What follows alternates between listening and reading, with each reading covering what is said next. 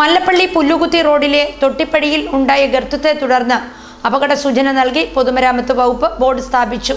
ഇവിടുത്തെ ഗർത്തം സംബന്ധിച്ച് Galaxy channel മുൻപ് വാർത്ത നൽകിയിരുന്നു.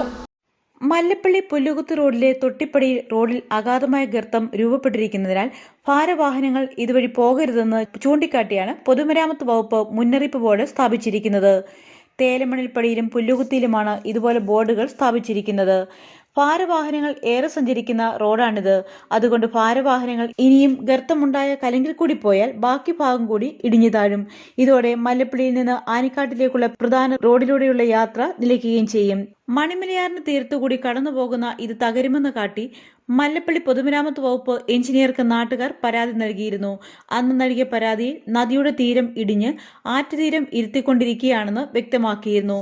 എന്നാൽ അധികാരികൾ വ്യക്തമായ നടപടികൾ സ്വീകരിക്കാൻ തയ്യാറായില്ല.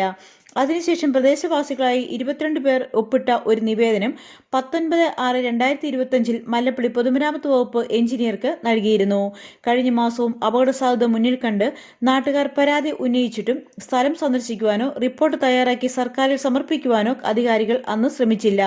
ഇതിനിടെയാണ് തൊട്ടിപ്പടിയിലുള്ള ഷീല വർഗീസിന്റെ വീടിന് മുന്നിലുള്ള കലുങ്ക് ഇടിഞ്ഞ് അഗാധമായ കുഴി ഇപ്പോൾ രൂപപ്പെട്ടിരിക്കുന്നത്. ഇത് സമീപ വീടുകൾക്കും ഭീഷണി ഉയർത്തുകയാണ്. അധികാരികളുടെ അനാസ്ഥ കൊണ്ടാണ് റോഡിന്റെ തകർച്ച ഇവിടെ ഉണ്ടായിരിക്കുന്നതെന്ന് നാട്ടുകാരുടെ പരാതിയിൽ വ്യക്തമാണ്. കഴിഞ്ഞ ദിവസം ഗർത്തം രൂപപ്പെട്ട സ്ഥലം കീഴ്വായ്പൂർ പോലീസും ആനിക്കാട് ഗ്രാമപഞ്ചായത്ത് പ്രസിഡന്റ് സൂസൻ ദാനിയേലും സന്ദർശിച്ച് ഗർത്തമുണ്ടായിടത്ത് വാഹനങ്ങൾ വീഴാതിരിക്കാൻ മുള വെച്ച് കെട്ടി അപകട സൂചന നൽകിയിട്ടുണ്ട്. എന്നാൽ റോഡിൽ ഗർത്തമുണ്ടായത് മുൻനിർത്തി നദീതീരം ബലവത്തായി കെട്ടുകയും ഗർത്തമുണ്ടായ കലുങ്ക് അടിയന്തരമായി പുതുക്കി പണിയണമെന്നുമാണ് നാട്ടുകാരുടെ ആവശ്യം.